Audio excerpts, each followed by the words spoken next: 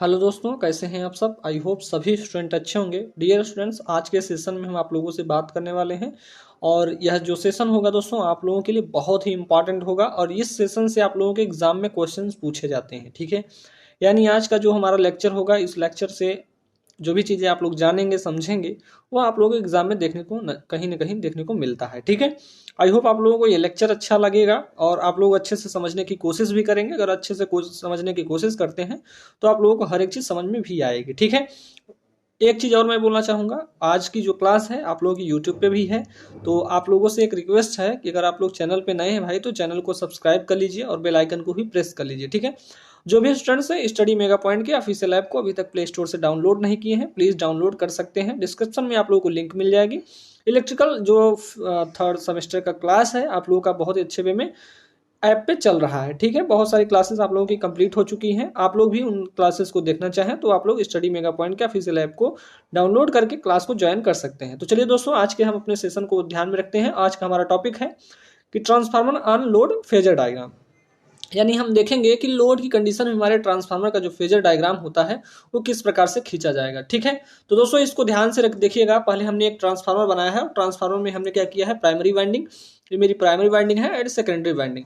और दोस्तों मैंने आप लोगों को कई बार बताया है कि जो ट्रांसफार्मर होता है अगर उसमें बाइंडिंग करते हैं, अगर कंडक्टर उसमें यूज किया गया दोस्तों, तो कंडक्टर का कुछ ना कुछ रेजिस्टेंस होगा और उसका कुछ ना कुछ हमारा रिएक्टेंस होगा।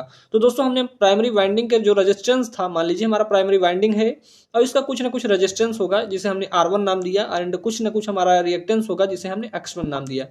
सिमिलरली दोस्तों हमने उसी प्रकार से देखा कि हमारा जो सेकेंडरी वाइंडिंग है, सेकेंडरी वाइंडिंग में हमारा कुछ ना कुछ उसका भी रेजिस्टेंस होगा जिसको हमने R2 नाम दिया एंड रिएक्टेंस को हमने X2 नाम दिया। दोस्तों यहाँ पे हमने क्या किया है, प्राइमरी अपने जो प्राइमरी वाइंडिंग होती है वहां पे हमने V1 वोल्टेज को अप्लाई किया और V1 वोल्टेज के कारण हमारा क्या होगा, यहाँ पे हमारा एक करंट इस हमारे पूरे सर्किट में जाएगी जिसे हम आयन करंट बोले हैं। ठीक है, सिमिलरली उसी प्रकार से हमारा दोस्तों यहाँ पे भी होता है। यहाँ पे म्यूचुअल इंडक्टेंस के कारण क्या होता है कि यहाँ पे एक E2 जनरेट होता है, यानी EMF एक E2 EMF जनरेट होता है, जिसके कारण क्या होता है, इस हमारे सेकेंडरी साइड में वोल्टेज एक जनरेट होता है जिसे हम V2 वोल्टेज बोलते हैं, जो कि V2 वोल्टेज यहाँ पे लिखा गया है। ठीक है, अब दोस्तों इस सर्किट में हमारा देख सकते हैं I2 यहाँ पे करंट जाएगी। ठीक है, I2 क्या जाएगी, करंट जाएगी। तो ये बातें आप लोगों से हो चुकी है दोस्तों। अब मैं आप लोगों से एक चीज बोलना चाहूंगा इस वाले, अब देखते हैं यहाँ पे हम प्राइमरी वाइंडिंग के लिए एक समीकरण बनाएंगे और सेकेंडरी वाइंडिंग के लिए एक समीकरण बनाएंगे और दो समीकरण को बना के हम क्या कर लेंगे, फेजर डायग्राम को खींचेंगे। ठीक है, चलिए आप लोगों को दिखाते हैं। जैसे ये दोस्तों मेरा क्या बन गया है, इसको कंप्लीट वे में समझिएगा यहाँ से यहाँ तक। तो दोस्तों एक मेरा बंद पाथ बन गया है। ठीक है, या इसे हम बोल सकते हैं एक बंद लूप बन गया है। ठीक है, क्लोज लूप। तो इसमें हम क्या लगा देंगे, एक केवीएल अपने इस में केवीएल लगा देंगे। तो केवीएल लगाने से क्या होगा दोस्तों, आइए दिखाते हैं आप लोगों को। तो दोस्तों जब आप लोग केवीएल इस वाली सर्किट में लगाएंगे तो आपको देखने को क्या क्या मिलेगा, इसको मैं दिखाने की कोशिश करता हूं। दोस्तों यहां से क्या हो जाएगा, यहां से मेरा वोल्टेज जो हो जाएगा V1 हो जाएगा। ठीक है, V1। और दोस्तों ये आप लोगों को आई होप सभी को आता होगा केवीएल लगाना। तो यहाँ पे क्या हो जाएगा, माइनस के I1 R1 हो जाएगा। ठीक है, और क्या हो जाएगा, माइनस के, दोस्तों ये मेरा क्या है, इमेजिनरी कंपोनेंट यहाँ पे लेते हैं, माइनस के I1 X1 हो जाएगा। ठीक है, और दोस्तों यहां से देखिएगा, अगर मान लीजिए हम यहाँ मेरा प्लस है, यहाँ पे माइनस है, तो यहाँ पे भी प्लस होगा और यहाँ पे भी माइनस होगा। ठीक है, ये बातें तो आई होप सभी को समझ में आई होगी कि ये प्लस है तो ये भी माइनस है, ये पूरी यहाँ तक ये प्लस, ये यहाँ से साइड माइनस। ठीक है, अब दोस्तों यहाँ से मेरी करंट क्या हो जाएगी, जा रही है। तो यहाँ पे हम क्या लेते हैं, यहाँ पे मैं कर लेता हूँ प्लस के। ठीक है, क्या कर लेता हूँ, प्लस के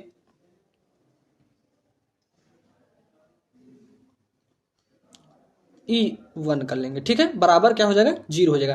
प्लस के E1 इक्वल टू 0 हो जाएगा। अगर माइनस से जाएगा तो प्लस ले लेंगे, प्लस से जाएगा तो माइनस ले लेंगे। ठीक है, इस बात को ध्यान रखिएगा। और दोस्तों मैं यहाँ से बोलना चाहूँ, अगर V1 इक्वल टू देखना चाहूँ तो क्या मिल जाएगा हमें, V1 इक्वल टू मैं देखना चाहूँ तो मुझे मिल जाएगा माइनस के E1। ठीक है, इसको इस साइड ले चलिए और प्लस के क्या हो जाएगा, I1 R1 और क्या हो जाएगा, प्लस के I1 X1 हो जाएगा। ठीक है दोस्तों, इन सारे समीकरण को ध्यान से देखिएगा, नहीं तो अगर आप लोग चाहें, अगर नहीं समझना है तो मैं आपको डायरेक्ट जो इसका फेजर डायग्राम है उसको बना के दिखा सकता हूं। ठीक है, इस समीकरण को याद रखिएगा आप लोग, यही आप लोग का मोस्ट इंपॉर्टेंट समीकरण बन जाएगा। ठीक है, ये क्या बन जाएगा, मेरा मोस्ट इंपॉर्टेंट समीकरण है। इसको मैं एक चीज और लिख सकता हूं दोस्तों, या यहाँ पे मैं लिख सकता हूं और V1 इक्वल टू क्या लिख सकता हूँ, इसको हम क्या कर सकते हैं, माइनस के E1 रखेंगे ही। और दोस्तों यहाँ पे भी I1, यहाँ पे भी I1 है, तो यहाँ पे प्लस के I1 हम क्या कर लेंगे, कॉमन कर लेंगे, ठीक है। और बचेगा क्या हमारा R1 प्लस JX1 बच जाएगा, ठीक है। और दोस्तों ये भी आप लोगों का एक समीकरण बन जाएगा। अगर मैं यहाँ से दो समीकरण बनाया हूँ, अगर आप लोगों को दिखाना चाहूंगा तो इसे आप लोग क्या बोलते हैं, इसको आप लोग Z बोलते हैं, क्या बोलते हैं, इतने टोटल को आप लोग क्या बोलते हैं, Z1 हम इसको नाम दे सकते हैं। फिलहाल आप लोग ध्यान में रखिएगा इसको, ठीक है, ये आप लोग जानते रहिएगा, ठीक। अब दूसरा हम बात करते हैं, तो मेरा था प्राइमरी वाइंडिंग के लिए दोस्तों, ये किसके लिए था मेरा, ये प्राइमरी साइड के लिए था, ठीक है। यहाँ पे मैं लिखना चाहूँ तो मैं लिखूंगा यहाँ पे प्राइमरी साइड के लिए, ठीक है, प्राइमरी साइड के लिए ये हमारा निकल के आया, ठीक। अब इसको इस प्रकार से आप लोग लिखते चलिएगा, ठीक है। इसका जो नोट्स है इसी फॉर्म में आपको मिल जाएगा, ठीक। इसका जो नोट्स है आपको ऐप पे भी देखने को मिलेगा, ठीक। चलिए अब दोस्तों मैं बात करता हूं सेकेंडरी साइड की, ठीक है। यहाँ पे सेकेंडरी साइड के लिए, ठीक है। सेकेंडरी साइड के लिए हमें क्या देखने को मिलेगा, ये भी मैं आप लोगों को दिखाने की कोशिश करता हूं। अब जैसे दोस्तों आप लोगों ने इसमें आप लोगों ने केवीएल लगाया था, इसमें भी आप लोग केवीएल लगा सकते हैं, और केवीएल लगा के क्या कर सकते हैं, आप लोग देख सकते हैं। जैसे मैं बोलूं तो यहाँ से केवीएल लगाइएगा आप लोग, तो यहाँ से देखेंगे आप लोग। अब देखिए, चलिए मैं आप लोगों को दिखाने की कोशिश करता हूँ। यहाँ पे आप लोग याद रखिएगा, ठीक है। चलिए क्या हो जाएगा यहाँ के लिए, तो यहाँ के लिए आप लोग देखेंगे दोस्तों, यहाँ से मेरी करंट गई, मैं इसको क्या करता हूँ, यहाँ पे मेरा पॉजिटिव है, यहाँ पे नेगेटिव है, ठीक है। चलिए अब देखिएगा, इसको एक चीज ध्यान रखिएगा कि यहाँ से मेरी क्या करी, करंट पॉजिटिव, यानी E2 क्या हो जाएगा, E2 क्या लिखेंगे, E2 माइनस के I2 R2 माइनस के, यहाँ पे मैं J लिख लेता हूँ, J I2 X2, और क्या लिख लूंगा, इक्वल टू हम V2 लिख लेते हैं, क्या लिख लेते हैं, इक्वल टू V2 या माइनस के V2 लिख सकते हैं, ठीक है। अब दोस्तों एक चीज ध्यान रखिएगा, अगर मैं E2 के इक्वल टू देखना चाहूं तो क्या मिल जाएगा हमें, E2 बराबर क्या हो जाएगा, V2 प्लस कर लूंगा, इसको इस साइड ले जा रहा हूं, ठीक है। तो क्या हो जाएगा, प्लस हो जाएगा I2 R2 प्लस के J I2 X2, ठीक। इस बात को ध्यान रखिएगा। अब दोस्तों यहां से मैं क्या करना चाहूँ, एक तो समीकरण आप लोग इसको ही मान सकते हैं। अब देखिए ये तो मेरा हो गया, अब यहीं से मैं इसको इसी का यूज करके अभी आप लोगों को फेजर बनाना दिखाऊंगा आप लोगों को, ठीक है।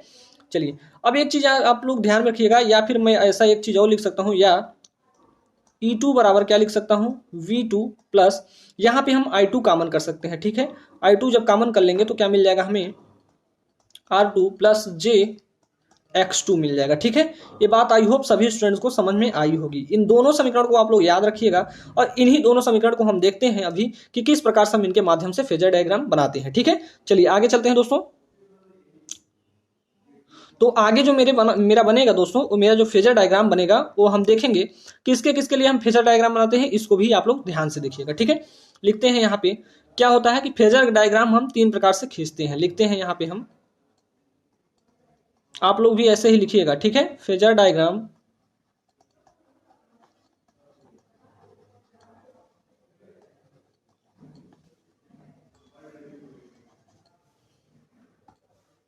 फेजर डायग्राम तीन प्रकार से बनाते हैं। चलिए पहला हम लिखते हैं, बनाते हैं, ठीक है। अब देखिए पहला हम क्या लिखते हैं, यहाँ पे मेरा पहला होगा, दूसरा होगा एंड तीसरा होगा मेरा, ठीक है। चलिए अब मैं इसको किसी और पेन से देख लेता हूं, ठीक। यहाँ पे क्या होगा मेरा, मैं एक खींचूंगा यहाँ पे रजिस्टिव लोड के लिए, क्या लिखूंगा, रजिस्टिव लोड के लिए, यानी हमारी सर्किट कैसी होगी, रजिस्टिव लोड की होगी। और उसके बाद हम क्या देखेंगे दोस्तों, इंडक्टिव लोड के लिए, इंडक्टिव लोड के लिए, ठीक है, इंडक्टिव लोड के लिए है। और नेक्स्ट है हमारा किसके लिए, कैपेसिटिव लोड के लिए, कैपेसिटिव लोड के लिए, ठीक है। तो फेजर डायग्राम मेरा तीन प्रकार से खींचा जाएगा दोस्तों, इसको ध्यान से देखिएगा आप लोग, ठीक है। मैं पहली हेडिंग अपनी डालता हूं प्योरली रजिस्टिव सर्किट के लिए, या फिर यहां पे लिख सकता हूं रजिस्टिव लोड के लिए, ठीक है। रजिस्टिव लोड के लिए मेरा फेजर डायग्राम अब खींचा जाएगा। आप लोग ध्यान से देखिएगा और समझिएगा, और यह है आप लोगों का जो है इंपॉर्टेंट तो है ही, ठीक है। तीनों जो फेजर डायग्राम है आप लोगों को एग्जाम में देखने को मिलता है दोस्तों, इस बात को ध्यान में रखिएगा, ठीक। चलिए अब मैं फेजर को बनाने की कोशिश करता हूँ, ठीक है। आप लोग भी मेरे साथ साथ बनाने की कोशिश करिएगा ताकि आप लोगों को समझ में आ जाए, ठीक है। चलिए अब दोस्तों ये मेरा है, इसको मैं समझाने की कोशिश करता हूँ। जैसे आप लोगों ने नो लोड का फेजर बनाया होगा तो उसमें मैंने बताया था कि ए मेरा इस प्रकार से कुछ यहाँ पे क्या था, मेरा फाई था, ठीक है दोस्तों। मैंने आप लोगों को बताया था जैसे यहाँ पे आई म्यू था और यहाँ पे आई म्यू, यहाँ पे आई डब्ल्यू था, तो इसका जो बनता था दोस्तों यहाँ पे मेरा बन जाता था कुछ इस प्रकार से आई डब्ल्यू आई नॉट, क्या था यहाँ पे मेरा आई बनता था, ठीक है। आई नॉट बनता था, ठीक है, आई नॉट बनता था, ठीक है। अब दोस्तों एक चीज ध्यान रखिएगा, इसको आप लोगों को एक चीज समझना है कि दोस्तों ये मेरा फेजर डायग्राम किसका है। अगर मैं ऐसे दिखाना चाहूंगा, फिलहाल मुझे अभी मिटाना पड़ेगा इसको, ठीक है। ऐसे मैंने किसका बनाया था दोस्तों, नो लोड की कंडीशन को, ठीक है। बट हमें क्या बनाना है, लोड की कंडीशन में बनाना है दोस्तों, तो इसको तो आप लोगों को ध्यान में रखना ही पड़ेगा, ठीक है।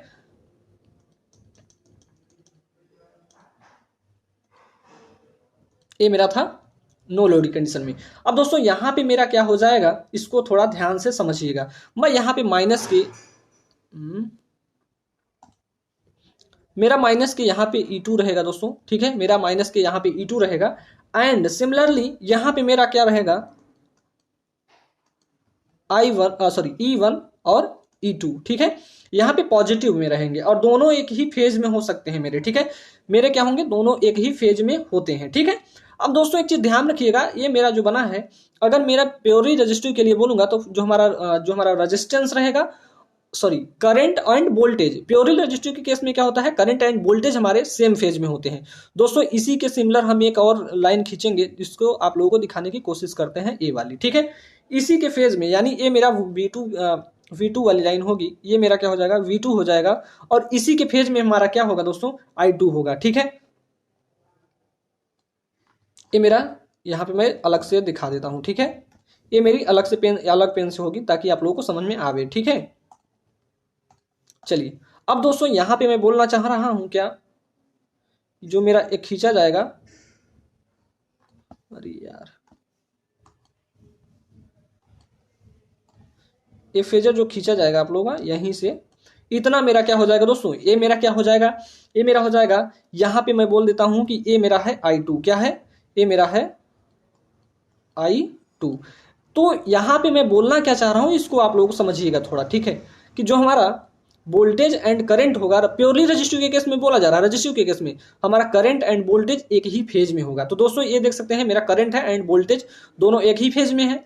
अब दोनों एक ही फेज में हैं तो यहाँ पे मैं लिख सकता हूं दोस्तों कि यहाँ पे मेरा हो जाएगा, यहाँ पे मेरा I2 एंड R2 हो जाएगा, ठीक है। मेरा I2 R2 यही तो ऐड हुआ है V2 के केस में, ठीक है। प्योरली रजिस्टिव के केस में आप लोग देख सकते हैं जो हमने डायग्राम को बनवाया है, ठीक है, यही तो है ना भाई, ठीक है। I2 R2 जो मेरा पहला इक्वेशन है, सेकेंडरी के लिए हमने जो देखा है, ये मेरा सेकेंडरी वाला बन रहा है, यहाँ पे मैं प्राइमरी वाला बनाऊंगा, ठीक है।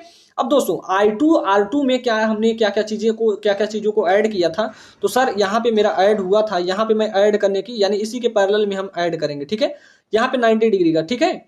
अब दोस्तों यहाँ पे समझिएगा, यहाँ इसी के पैरेलल में हम क्या कनेक्ट कर देते हैं, यहाँ से मेरा ऐड हो जाएगा, इसको मैं बोल दूंगा JI2X2, ठीक है। अब दोस्तों एक चीज समझिएगा, यहां से इस बात को ध्यान रखिएगा कि ये मेरा I2 है एंड ये मेरा क्या है, I2JX2 है, ठीक है। चलिए यहाँ पे आप लोग ये एक चीज और लिख सकते हैं, या फिर क्या हो सकता है मेरा यहाँ पे E2 भी लिख सकते हैं, यहाँ पे E1 या फिर E2 यहाँ पे लिख सकते हैं, कोई दिक्कत नहीं है आप लोगों के लिए, ठीक है। चलिए आगे चलते हैं दोस्तों, ये मेरा था किसके लिए, प्योरली रजिस्टिव के लिए। अब दोस्तों यहाँ पे मैं एक चीज ध्यान में समझाना चाहूंगा कि यहाँ से अगर मैं इसके अराउंड एक और लाइन खींचना चाहूंगा तो यहाँ से मेरा एक खींची जाती है कुछ इस प्रकार से, अरे यार टेढ़ी हो जा रही है लाइन मेरी लाइन जो होगी हर एक लाइन आप लोगों की सीधी होनी चाहिए भाई, ठीक है। चलिए इतना खींचा गया, ठीक। अब दोस्तों यहां से हम क्या करते हैं, इनका हम अगर फेजर्स हम देखना चाहें तो इनके पैरेलल में लाइन खींच लेते हैं और इनके पैरेलल में लाइन खींच लेते हैं, और जहां पे मिले उसको हम कंप्लीट वे में मिला देते हैं। चलिए दिखाते हैं कैसे, यहां से इसको मिला देंगे, हमारा पूरा यहाँ पे, ठीक है। ए वाली इसको हम क्या बोलेंगे दोस्तों, इसको हम बोलेंगे I1 डैश बोलेंगे, क्या बोलेंगे, इसे हम I1 डैश बोलेंगे, ठीक है। क्या है, I1 डैश है, ठीक, ये डैश है, ठीक। और इसको हम क्या बोल देंगे दोस्तों, ये मेरा कंप्लीट आई है, ठीक, क्या है, कंप्लीट आई है, ठीक है। अब चलिए, ठीक है, अब दोस्तों यहाँ पे मैं आई बोला हूं तो इसी में क्या होगा मेरा, यहाँ पे मैं लिख देता हूं, यहीं पे, यहाँ पे मेरा I1 R1, ठीक है, इसको याद रखिएगा, ठीक। अब चलिए, ठीक है भाई, अब यहाँ पे हमें क्या करना है कि मैं इसको, इस वाली लाइन को थोड़ा, प्योरली रजिस्ट्री वाली केस को थोड़ा ध्यान से समझेंगे भाई, ठीक है। अब चलिए, अब मैं आगे की कोशिश करता हूं बनाने की। तो यहां पे मैं क्या करना चाहूंगा, यहां से अगर मैं ऐड करना चाहूंगा इनके पैरेलल में, यानी जिस प्रकार से इसको मैंने ऐड किया है, ठीक है, इनके पैरेलल में, देखिए इनके पैरेलल में मैं जोड़ना चाहूं तो ये मेरा हो जाएगा I1 R1, क्या हो जाएगा, I1 R1 हो जाएगा। और दोस्तों, और यहीं से हमने क्या ऐड किया था, इसी में हमें ऐड करना होगा क्या, यहाँ पे मेरा, अब इसको मिटा देते हैं, इसको आप, आई होप आप लोगों ने लिखा होगा, ठीक है। मैं लिख दूंगा एक बार फिर से, ये मेरा हो गया I1 R1, और ये मेरा हो गया I1 R1, और इसी के हम पैरेलल में क्या कनेक्ट कर देते हैं दोस्तों, इसी के पैरेलल में हमारा होना चाहिए क्या, देखिएगा मेरा ये कुछ खींचा जाएगा, ठीक है, ये मेरा होगा JI1 X1, ठीक है। अब दोस्तों हमें क्या चाहिए, V1 भी चाहिए, V1 वोल्टेज जो हमें मिला है, तो यहाँ के लिए हमारा सीधा खींचा जाता है, यहाँ से सीधी लाइन होनी चाहिए आप लोगों की भी, ये लाइन जो होनी चाहिए सीधी होनी चाहिए भाई, ठीक है। यहाँ पे मेरा हो जाएगा मेरा V1, यानी कंप्लीट हमारा ये फेजर डायग्राम जो है दोस्तों प्योरली रजिस्टिव के केस में हमारा खींचा गया है, ठीक है। चलिए मैं यहाँ पे लिख देता हूँ,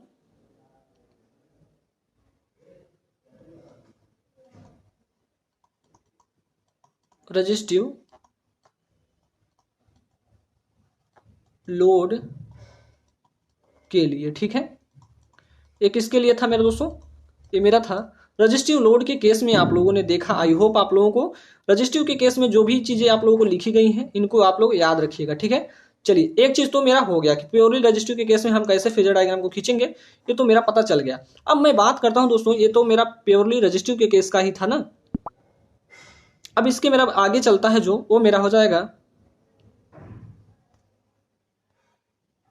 purely inductive, sorry purely inductive, जी हाँ, प्योरली यहां पे लिखता हूं इंडक्टिव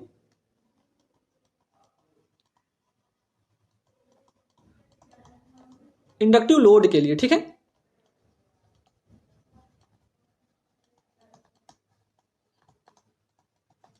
अब दोस्तों मैं देखना चाहूंगा कि इंडक्टिव लोड के लिए मेरा फेजर डायग्राम क्या बनता है। तो जितना आप लोगों ने फेजर डायग्राम बनाया है उतना फिर से एक बार बना लीजिए, ठीक है। चलिए, मैं इस बार जो हमारा फेजर होगा थोड़ा छोटा ही में बना लेंगे ताकि हमारा अच्छे से कंप्लीट वे में आ जाए इसमें, ठीक है। यहाँ पे मेरा क्या हो जाएगा, फ्लक्स हो जाएगा, ठीक है। और वही सेम टू सेम चीजें जो यहाँ पे, जैसे मेरा यहाँ पे क्या था, यहाँ पे मेरा I0 था, ठीक है। अब चलिए, अब मेरा यहाँ पे क्या था दोस्तों, यहाँ पे मेरा माइनस की E1 था, और यहाँ पे क्या था, यहाँ पे मेरा E1 और E2 था, ठीक है, E1 या E2 था, ठीक है। अब चलिए आप लोग बनाइएगा।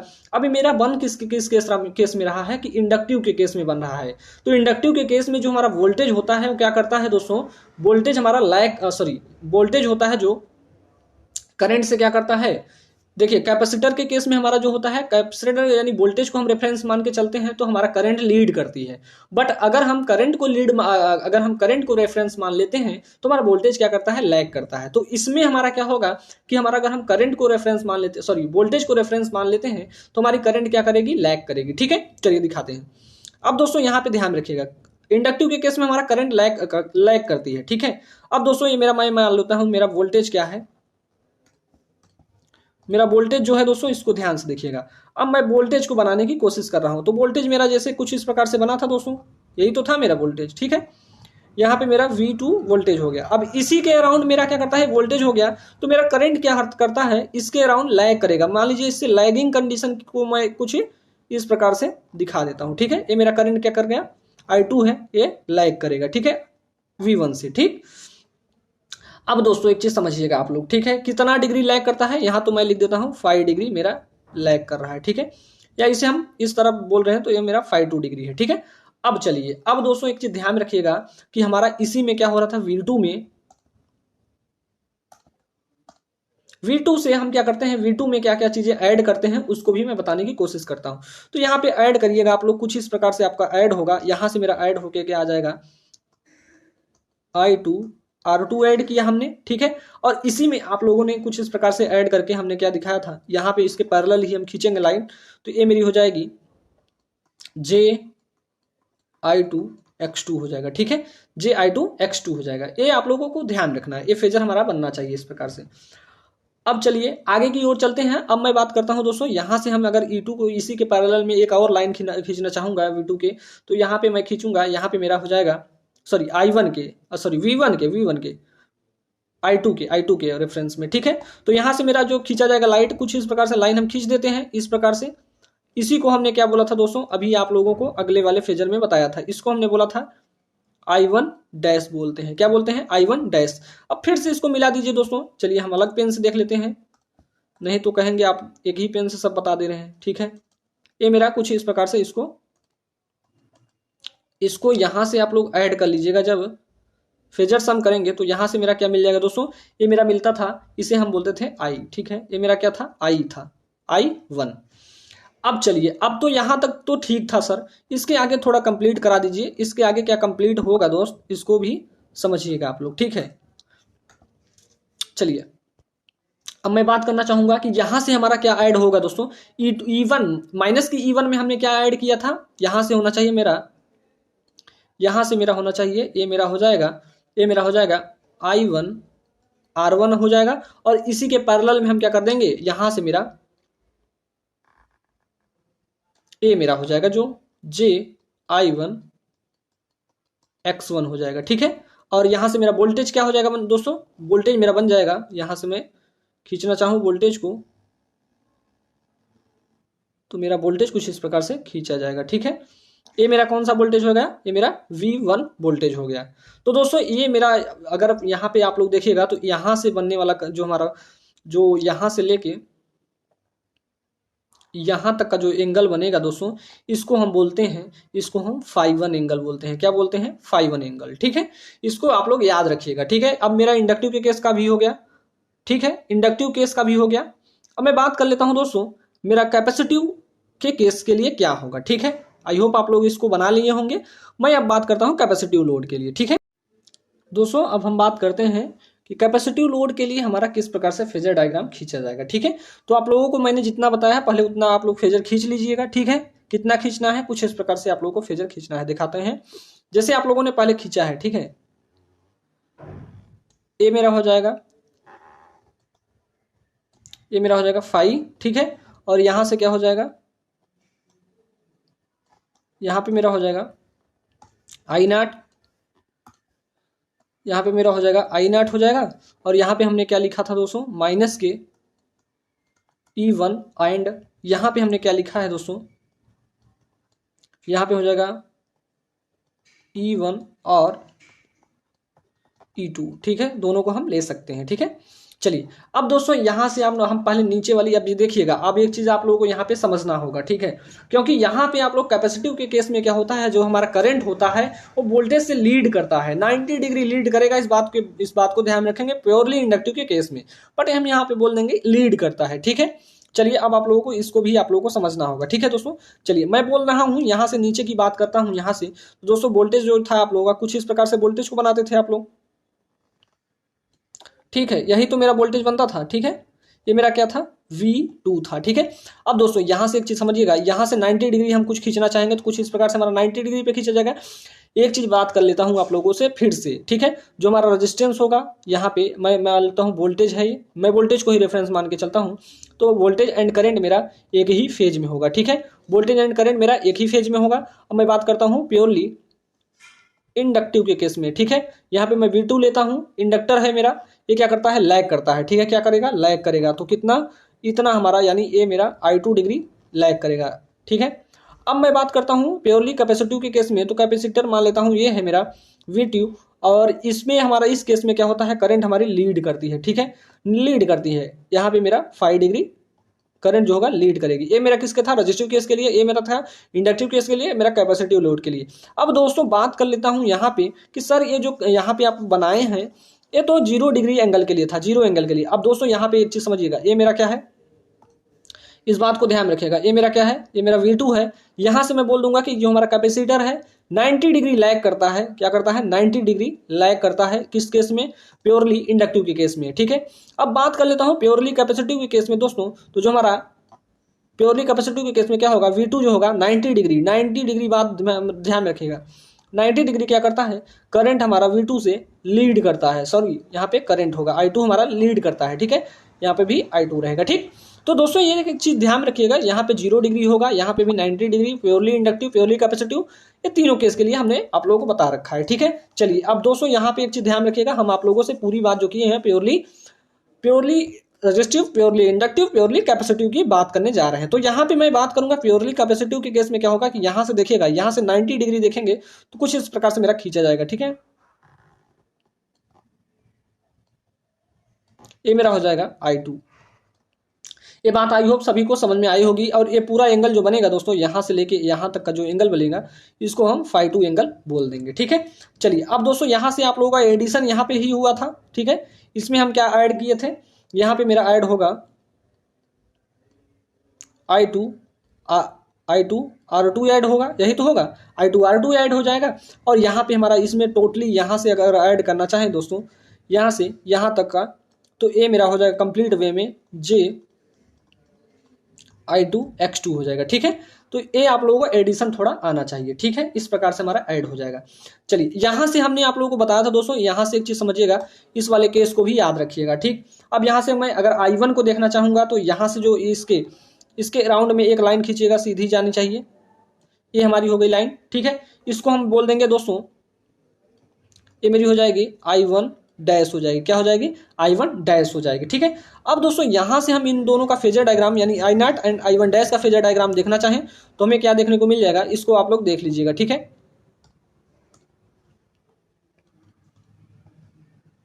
इसका फेजर मैं खींच रहा हूं। ठीक है, इसका फेजर जो होगा कुछ इस प्रकार से आप लोगों को देखने को मिल जाएगा।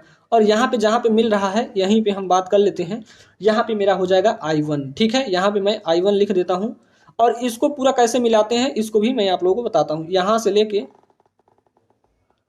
ये मेरा मिल जाएगा। ठीक है दोस्तों, ये फेजर जो है आप लोगों को बहुत सीधी सीधी लाइनें होनी चाहिए आप लोगों को। ठीक है, फिलहाल मेरा इस पे अच्छे से मेरा राइटिंग नहीं बन पा रहा है, अगर कॉपी पेन होता तो उस पर अच्छे से बना देता। ठीक है, फिलहाल लाइट नहीं, लाइट की बहुत बड़ी प्रॉब्लम है, इस कारण से हम टैब पे क्लास ले रहे हैं। ठीक है, चलिए आगे चलते हैं दोस्तों। यहाँ से मेरा E1 था, मैं E1 को थोड़ा बढ़ा लेता हूँ अब। ठीक है,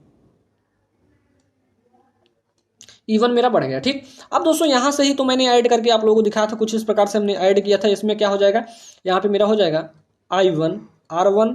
आप लोगों को फेजर मैं जो बना रहा हूँ सिमिलरली आप लोग देखने को मिल रहे हैं, आप लोगों को हर एक चीज आप लोगों को सिमिलरली देखने को मिल रहा है। यहाँ से मैंने क्या ऐड किया था दोस्तों, इसके पैरेलल में ही मैंने क्या ऐड किया था, यहाँ पे मेरा था J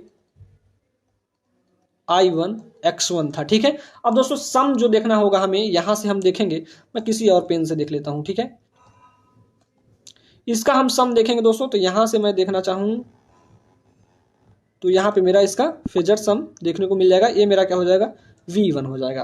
तो दोस्तों आई होप आप लोगों को purely inductive, purely capacitive and हम आप लोगों को प्योरली रेजिस्टिव के केस को अच्छे से समझाया। ठीक है, आई होप आप लोगों को यह लेक्चर अच्छा लगा हो, वीडियो अच्छा लग रहा हो तो दोस्तों वीडियो को लाइक करिएगा, चैनल पे नए हैं चैनल को सब्सक्राइब भी कर लीजिएगा।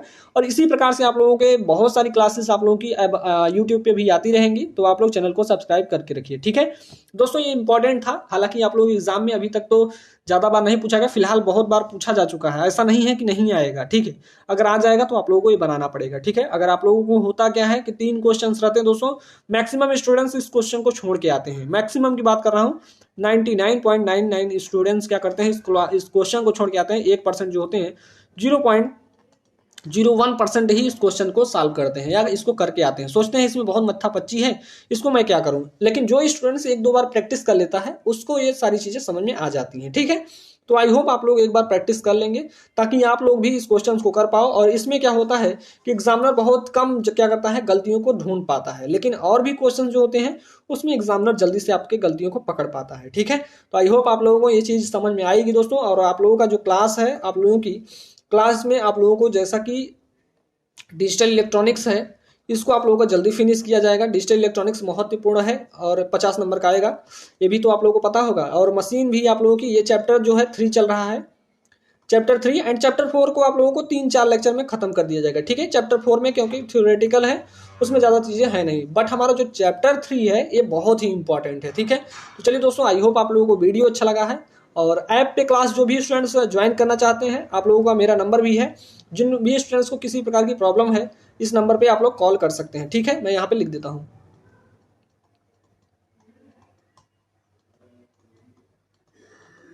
जिन भी स्टूडेंट्स को किसी भी प्रकार की प्रॉब्लम हो रही है कि सर मुझे ऐसा कर दीजिए, मेरा वैसा कर दीजिए, तो आप लोग इस नंबर पे बात कर लीजिए। जो भी प्रॉब्लम होगी मैं उस प्रॉब्लम को दूर कर दूंगा, ठीक है। व्हाट्सअप भी कर सकते हैं और फोन भी कर सकते हैं। तो चलिए दोस्तों, आज के लिए इतना ही रखते हैं, मिलते हैं आप लोगों से नेक्स्ट लेक्चर में। तब तक के लिए जय हिंद, जय भारत।